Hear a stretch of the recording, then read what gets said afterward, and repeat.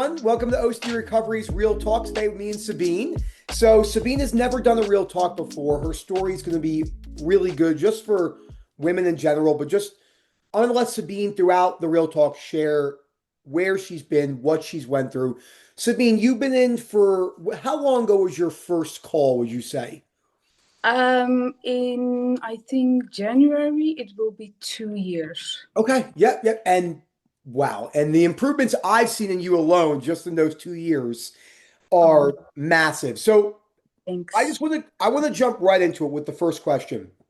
Can you explain to people before we go into your history and everything, you don't have to take too long to answer, the importance of having a mindset of this is probably going to take a little bit longer than they want. Mm, that's very important. So It's very how would you important. describe that? Yeah, what did you notice that with yourself? Well, when you start with recovery, for me it was I came out of a real crisis, or I was still in it, and the years up leading, you look for sort of quick fixing for your anxiety, um, and I knew I was in the right spot with OCD recovery.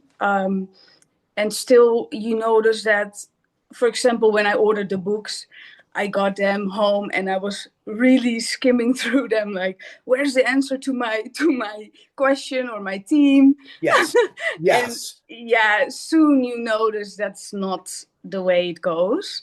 So I think that, and in the beginning, you read the books and you're maybe not completely understanding them. So that in itself takes a lot of time. And I wouldn't say a lot, but it takes time for you to understand how to dispute your beliefs and, read the books, like really understanding it. Because when I was in my crisis and the teams were so up, in the front, I tried to look for answers on those exact things, and that's just not actually OCD recovery. Yeah. It's more your whole life is sort of changing if you're willing to put in the work, because um when you that's what I say now. When I If someone could just switch a button and my OCD would be gone 2 years ago, I wouldn't sort of make the changes that I have made right, up until these 2 years. And a lot of things have changed, not only with anxiety, but also with the way I, live my life, but also how my friendships are and my family dynamics have changed a lot because I've changed. So it's just a whole life thing. It's not just to get rid of one thought or one fear. It's in every it's just it has multiple layers. So throughout the calls, and there's always something else popping up. And that's why we call it a life overhaul. I remember and it's so true. When you first come in, the last thing you care about is changing your life. You just don't want to suffer. So Yeah, Rob would say on the first couple calls, because back then it was just Rob, years and years ago. And he said to me, look, it's a life overhaul. I remember thinking in my mind, I don't care about a life overhaul. Like, I just don't want to suffer anymore. So yeah, I think it's good to go back to, let's go back to just the beginning. And you can kind of go through a process of like what you noticed throughout maybe childhood, like you said, maybe it wasn't as bad as it was I mean, when I see like Jade and Gemma's stories, I'm like, oh my gosh. I mean, yeah, I didn't suffer like that when I was that young. I mean, having chronic OCD, and you see it, like I had a new person the other day who's like, yeah, I had chronic OCD since the time I was 6. I'm yeah, like, oh my gosh. So yeah. for you, how did that look? And then we'll kind of progress up to your crisis. You can just jump right into that. Yeah, I think from when I was very young, under the age of 10, I was already, there were signs. For example, I had a loft bed in my room. There's a high bed with an open space. There was a bureau or something underneath, and there were already moments where I would be having to check underneath the bed 10 times or maybe more on a on a bad day before I was able to go to sleep. So I would really scan the whole uh, floor, and then multiple times, and then okay, there's nothing there, I can sleep. So there were already some signs of I think, trying to control things. And when I was, I think, 9 or 10, I did gymnastics quite on a high level. I started very, very young. And then unexplainably, I passed out a lot of times. And I remember when waking up, everyone around me was in panic, like, oh my God, what just happened? Apparently, I had these shocks and yeah, just some blackouts. And then we went to the doctor and they say, yeah, you have a form of epilepsy, probably caused by your extreme, your sports, because I was having trainings maybe 3 4 times a week and then in the weekend matches. So Gymnastics is intense. Like I have a couple of yeah, friends of mine. It's for a kid, it's a lot. it Yeah. is a lot. And I mean, with gymnastics, there's a lot of pressure, but I didn't experience it that way when I was young because I really liked it and I want to be better and better. And so, yeah, that was a bit of a bummer, so to say, that because the doctor said, yeah, you need from now on, you can do less training and you need 9 hours of sleep. Not me taking that very seriously. So that's, I think, when I started to sort of, I remember always looking at the clock like, oh, do I get 9 hours of sleep so I don't get this sort of insults or whatever you want to call it. And then, but okay, that was a period. And I do remember specifically when I was in secondary school, first class, I had a French lesson and I was just talking with my friend and laughing, and all of a sudden I felt that sort of passing out coming up again because I could feel it coming. And then I freaked out because I thought, oh my God, I'm in class. When you're new in high school, you just want to be the cool person. So Totally. that's what. And then I had these. Yeah, I started to really have the fear of that sensation of passing out. And I remember I didn't want to go back to school for maybe a couple of weeks, 2 weeks or so. And then my mother said, no, you have to go back to school. You can't stay home. So that's maybe when I was 12 or 13, and that I picked up school again. And I did manage to, do everything afterwards. But I always feared that feeling. So when I was, for example, stressed, it could pop up a little bit. But yeah, lucky enough, we didn't have that internet at the time, so I couldn't really look up all the terrible diseases I could have. Not to cut you off, I think that's something I do feel bad for people who are developing OCD nowadays when they're younger. I Ooh, mean, yeah, the amount of chat, GBT, Google, when you think about it, you could get reassurance wherever you wanted, but if it was yeah, 1975, it was a lot harder. Like you couldn't just pick this up and get no, reassurance on your phone. So that's actually really interesting when you say that. Like that, it is a piece of something to be grateful for, suffering yeah, at the for time. sure. Yeah. Yeah, so actually, I managed to deal with that, but and I mean, I was young and I was really, going out with friends and do stuff was more on my list than the anxiety, lucky enough. But I did have, when going out to parties or whatever, I always had this sort of surreal feeling, and I would go to the bathroom and check if I was still, if I was still there, or yeah, it was super weird actually. But lucky enough, I always managed to pull through, and so it didn't really. I didn't really avoid situations, maybe sometimes busier places or whatever, but I always traveled. And yeah, it wasn't so severe. It was there, but it were really periods, maybe once a year it was bad, but the rest of the year, yeah, it was fine. So yeah, that's a bit, but there were signs from a young age. It's same with me. I tell people I never had any moments that, but I knew something was off about me. Yeah. Like, and then as it progressed throughout my 20s, like my teens were, I don't remember them as much as I do like faint memories of being 6 to 7 years old, like with the body dysmorphia, for example. I'm not sure if you know this, but my mother one day, like after I've been where I am now, she's like, when you were a kid, I used to find your dinners hidden in your playroom, like underneath like bookshelves. I'm like, what do you Whoa. eat?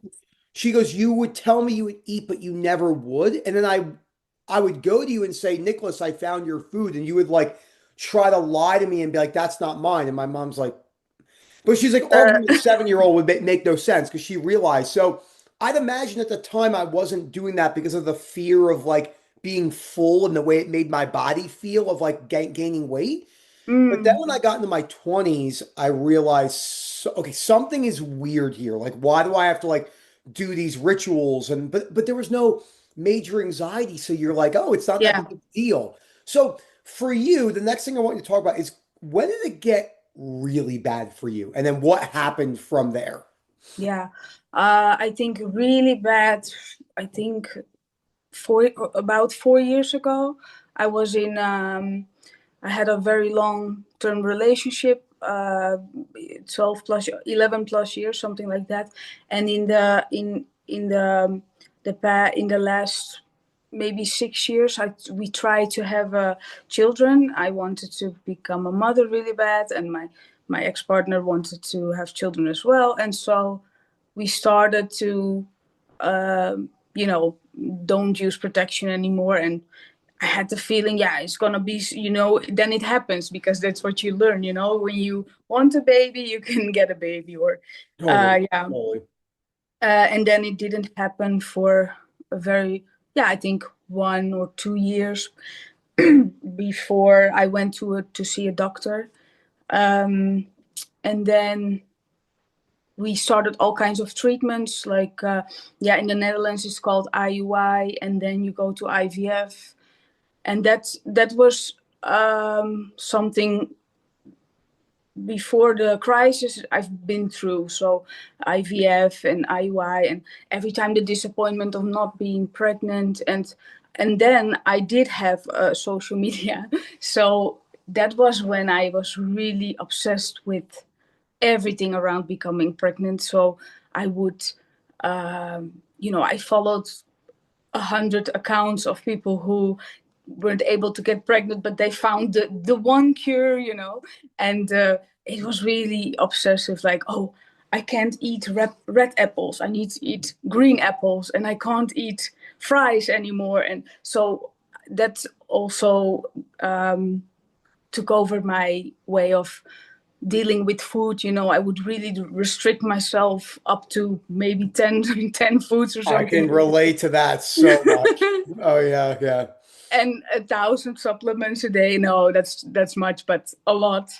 And yeah, it was really obsessive. And every time it didn't work out after an IVF treatment, I was super, not just disappointed, but really stuck with fear, and yeah, I don't know, the self-hatred, and everything started a bit right there, because I really hated I couldn't get pregnant. And then I also always had a bit of problems during my menstruation. So the doctor that was helping me said, let's just look inside, because we can't see everything on a scan or whatever. So they did a laparoscopy, and then they found I had quite severe endometriosis. So, and they were managed to remove a lot of that, but from that moment, I was totally like, oh, I can't get children. It's my fault. I need to work. And then I got into, oh, I need to fix the endometriosis, and Oh yeah. yeah, so that was actually really tough. And then during that time, also, the relationship wasn't going well. And I already started to feel really, really depressed. And yeah, it came to a point that the relationship clashed, and so we broke up. And then, yeah, I had to sort of start life all over. But even with that, I still was, after a while, I managed to find my own place again. And I also felt relieved, probably because I had so much OCD. I was not of course, I was sad about the relationship ending, but I was also a little bit happy because I thought, oh, now I don't have to worry about all those things anymore. Don't have to worry about getting pregnant anymore. And all the pressure just sort of fell off.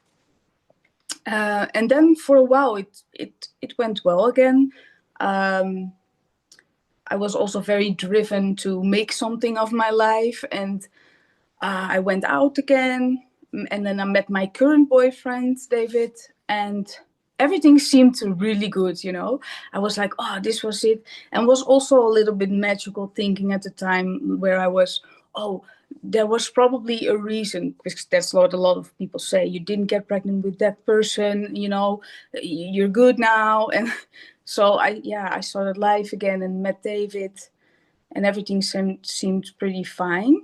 And then I started to develop the anxiety in the relationship with David.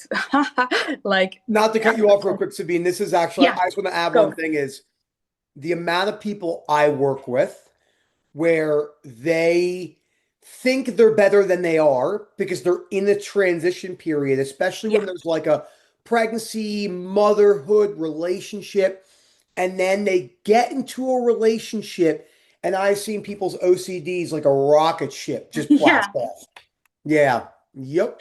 And then it got obvious to me, like, "Wow, there must be something wrong with me, because now I have everything right. I have a great partner.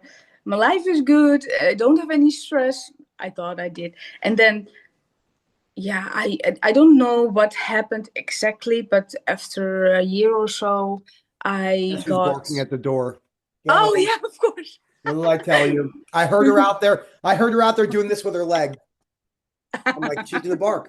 She's gonna bark. Yeah, she brat. Go on the couch. So, how long um, did it take, real quick? How long would you say it took in this relationship where you oh, realized, like, did you feel it getting worse and worse and worse as time went on? yeah, I think um, the last year of the relationship was the toughest. Yeah, Yeah, yeah, because I really felt like I tried so hard with everything, but it all just didn't seem to work. yeah. So I don't know. I also felt really alone at the time, because I knew that what I felt and all my thoughts were a little bit different than other people going through that. You Totally, know, it totally. was just all consuming, and I don't say that people without OCD don't have major issues mentally also when trying to get children, but for me it was just, yeah, it was just everything. I couldn't see anything else throughout the day but the thoughts of becoming And pregnant. when And you broke up and then got into a new relationship, once you got into the new one, how long did that take until it got like really bad again in that one? yeah, I think almost a year. I think we were 8 or 9 months together, something like that. Yeah. Wow. Yeah, Okay. So it hit decently quickly because you yeah, see people, they're like, it really depends on how much they value the relationship. I tell people all the time. It's like if you value the relationship very quickly. I mean, ROCD can just start instantaneously. There's no rules, I tell people. But some people have this period where they're like, oh, I'm in the clear, I'm in the clear. Then they want to have kids in a new relationship. There's always a million things. If someone proposes, if the person does something. And then, so yeah. when the crisis hit and it got like peak bad for you, Yeah, how long did it take from, okay, something is really wrong until like you're in the total crisis? Like when did you that realize was really quick. That was really really quick? quick. Yeah, I tell me think about that. I think I really don't remember what happened, but there's something happened that kicked off so much anxiety, and then I got really focused also on my breath. So I was just constantly in a panic state, and then I got obsessive with that. So everything sort of came on top, on top, on top, and then I couldn't sleep anymore. So it was from that moment, I think between August and September. I think by the time of September, it got so extremely bad. Yeah, so maybe a period of 2 months, maybe less. And then I you share as much as you want to share, but what Yeah, happened in that crisis? Because I think it's very important, excuse me, for people to hear about this to some degree because we've all had them and they look different for different people. I mean, Yeah. everyone knows me. I mean, obviously, being one of the faces of OCD recovery, part of what we have to do to connect to people is I obviously, and it's a choice that I make to just share. Well, first of all, anyone that knows me, I have no filter and say whatever I want. So Yeah. I tell every part of We my know. story. And I tell people, what's crazy is when you go through a crisis like that, I remember just laying in the mental hospital on that bed, on that intake room bed, just Mhm. thinking, I don't understand how because you're doing so much solving. I'm like, Mm, how did I go from where I was a couple years ago to here? Like, I just could not fathom. I'm like, I yeah. don't have cancer.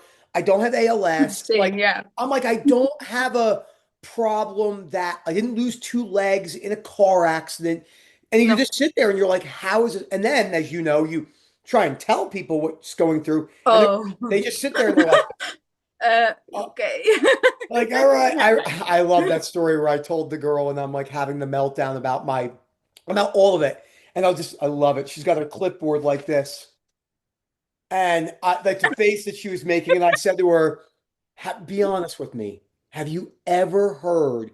So 4 years medical school. She was in her last year of residency to be a psychiatrist. Have you ever heard of what I'm going through? She literally just did this. No, and I'm like, oh, I'm completely screwed. Yeah. So for you, what did that crisis look like, and what happened in that period Yeah. that you want to talk? So yeah, of course. I had I was really searching for help because I knew it was really bad. And but you get on a waiting list for a very long time. I think I already signed up for mental health before I got in the crisis, but it just took so long. And then I do remember from that moment on, when I got into the crisis, the doctor did notice that, okay, if this goes on, yeah, we might lose her, or she has super much suicidal thoughts, because I had them a lot. That also came quickly, like, I can't cope with this, it's too much. I felt super helpless, and then it got to a point where they sort of arranged a team. It's, yeah, in Dutch it's called, I think it's called EBT or something. Yeah, it doesn't matter. But yeah, EBT. And they came to my house twice a day or so, just to see if I was still Wow. breathing. Yeah, Yeah. yeah, yeah. Like a crisis team, Yeah, a and crisis team. Yeah. And yeah. I could call them throughout the day. But, even with that, I don't know what I worried about, but it was all kinds of things. And then I would call and they would say, or they were here and they would say, yeah, just do 15 minutes writing down the suicidal thoughts, and then it's it. You need to get on with the day and everything. And I did everything, so to say. I did go out for walks, I kept moving myself, but yeah, it got to a point where it was super worse, super bad. And then they gave me medication to sleep and other things. And I don't remember exactly what happened, but there was a moment where I was so confused and so desperate, and the only thing I can remember is really the feeling of I can't cope anymore. So that led up to a point where I took too much medication, and yeah, it got discovered quickly enough so for me to survive that. But it was a clear sign that this was something really wrong. And even after that, I still didn't even worry about that. I worried about if I had feelings for my partner, or just the weirdest things. Uh, uh, just like what I still maybe uh, soon after I would go on my phone, like, Just think about that for a research sec for a stuff. second. Like everyone here that's watching this video, I mean, that is similar to when Rob asked this one guy, I believe he was in the Los Angeles SWAT or in that, and they were on a raid with the cartel, and he's like, "Were you scared for your life?" Like they got in like a gun battle, and the Yeah. individual said, and I quote, I'm pretty sure it was all OCD. They're like, No, I was thinking about my partner. That's what I was thinking about. I'm If I like, need to break up or not. my gosh, like Oh, it's absolutely so bad. unbelievable how it does that. It really is something unique. So, well, let's transition for the end of it because obviously I only Oh have yeah. the non-free version. I just realized I was like, what's going on here? I'm like, oh, no, I have the non-free version. Or I have the free version. I said that backwards. Anyway, No um, worries. what since then to now, Yeah. what have you learned and what would you say is the most important thing you could advise to anyone who finds this video that maybe it's their first time seeing it or they're on the journey? What was really the catalyst that made the biggest difference in your life? Yeah, first of all, OCD recovery, because I felt for the first time people really understanding what I was going through. I need to add one more thing is that also spent weeks in a mental hospital. There was no treatment. There was just me in the room keeping myself safe. And that was also really difficult because I was in a yard with people that were very aggressive or in psychosis, and really no one understood what I was going through. And then after I got home, I think somewhere a few months after, I found OCD recovery. And that's the one good thing about Googling. Literally the one, nothing else. But yeah, then I soon after I got a call with Sam and everything. And yeah, that's where it started off. But in the beginning, it was still really, really bad. What I think for me, the really most important thing is to do everything, so to say, to work on your recovery without expecting anything to change, any good feeling or feeling better. I'm so happy you said that. That's Yeah, such a good one. it Yes. is the one thing that is super, super important. I think it was I had, when you're so willing to find a solution, it's hard to listen, to actually really listen to the everything that's being said to you and all the information you get. But yeah, it started with me. I didn't want to leave the house, but for example, I went to the place I was born, and then I thought, you just go back in time. And I went there. It was super busy, but yeah, that was the first thing I did to, you know, go out there again. And it doesn't really matter what you do; it's just do something. Laying in bed, it's obvious. You hear it all the time, but it's really important to whatever you do, just go out. I did also, because I lost my job in this process, I also started volunteering work, and I actually worked on a farm. And in the beginning, it was constantly, oh, what a loser am I? I had such a good job. Um, and then throughout coaching, I really learned that it doesn't matter what you do, every step is a step forward. So yeah, that's what I actually did, and be very persistent. Is that the word, persistent? Persistent. Yeah. Yeah, Yeah, persistent. on Mhm. what you do. I mean, yeah, there are of course different kind of people, but I'm a really perfectionist, so I really had to let go of that a little bit. I did a bit too much of the Can I ask you a recovery question too? work. Because I do Yeah, want you to cover this. I already know what the answer is, but I want people to hear from your view because I always hear from the coaches and other people. How important is it to look at your actual beliefs? Because it's yeah, insanely important. yeah, Just like as in behaviors, it's the whole package. um, Yeah. yeah, it is the whole package. Because if you would only work on going out again, it's not enough. You have to really dig deep in the beliefs you have in life, and what is fueling the anxiety, so to say. And that takes a lot of time. It's not like you dispute two times and then it's gone. You have to really, yeah, you will probably not feel good a long time, but that doesn't mean you are not progressing in your recovery. So yeah, and I would say listen carefully to the coaches, because it's super important to hear from you guys. And that's what I also said was to myself, I fully trust this process, because what other options do I have than now just go? This is the best chance I have to recover. I mean, the amount of, in the WhatsApp groups, you can really ask questions, or All the content in there that they don't see. I tell all the people that. I'm like, content. I said, just Yeah, the content you're going to get in the WhatsApp groups alone that you're not going to find. Like, we only put probably, I tell people, 7% of the content in the WhatsApp groups on a public platform to kind of show people this is what you get if you're in the WhatsApp groups.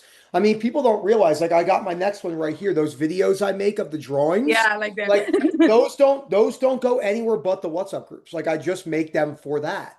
Yeah, that's And so cool. well, Sabine, you are truly a beacon of light. I mean, not just for the Aw. recovery, but seriously for females as well. Because I tell people, look, I'm a realist. We know it. I know. I understand. If I have a mom that comes in who, she's in a bunch of communities with different mothers and she's working with me. It's not that she doesn't trust what I say, besides the OCD doubt, but hearing it from other females, hearing it Yeah. from other, and it would be vice versa. If all the coaches were women and you had a guy that came in was like, hey, you doing Jersey type, he'd be like, I want to talk to a guy like me. What is he It's talking just about? the reality of life that no one wants to talk about. That connection is everything. And so, Sabine, I appreciate everything. You have done so well. No, You, you guys. I know. And honestly, I think you and I can both be very grateful for this. I mean, when I tell people, this is a good thing to end it on. They look at me like I'm crazy. I saw an old friend of mine a month ago. He went to Cairo school with me in Florida, and I ran into him in a mountain town in Colorado in a ski resort. I was like, what? And so he was like, so what do you like? How's the Cairo practice? And Erica was like, is he gonna? You could tell is he gonna say what he does? And I was like, yeah. Like, I don't really do that anymore. And he's like, what do you do then? Like, you went to school. Yeah. So I was like, well, because remember, I was in the mental hospital when I was in school with them, so everyone knew. Oh, And I was whoa. like, yeah, remember how like I had a meltdown? I was like, well, now I work with people all over the world with OCD. Yeah, that's He's like, amazing. he's like, what? And then Erica jumped in. She's like, yeah, he's worked with like every country you can name of. And I was like, Yeah, I've worked all over, you know? that's how much it happens. You're really not alone. It feels like that, No, you're but not alone. it's No. not. Yeah, a lot of people suffer with this. The only person who's alone this moment. He's a loser and he's alone. There are your words. I mean, he has cats, I think, so he's good. Bowman is truly one of my favorite people. Like, I love telling people, I'm like, yeah, like one of my best friends is a gay man from Pakistan. They're like, what do you mean? He lives here, right? Like in America? I'm like, no, I've never met him. They're like, what are you doing online? It's like, Yeah, but if you have suffered the way, I think when you have go through this OCD depression crisis, there's yeah, you just connect sort of, because you know what you've been through. And that's what I like about all of you coaches, because you have such different backgrounds. Not Yeah, and that's why it's such a great mix of it is of a very interesting personality. Like if you look at just the core team, like if you yeah. look it's like me, let's just look at me, Moment, and Rob. So We're like we're like a triangle. We are totally opposite. Like yeah, Rob, just the way that Rob presents information, the way I present information, the way Moment does. So it's great. Well, thank you so much, Sabine. yeah, We're gonna do thank you this for again for sure, and then we'll go from there, guys. Oh, Phil at OCDrecovery.com if you want to know more about coaching. Please comment down below. We love comments. I answer all of them, or I try to. Unless you tell me you don't like golf, then I'll block you from the channel. All right, Sabine, have a good one. See ya. Bye. Have a Bye. good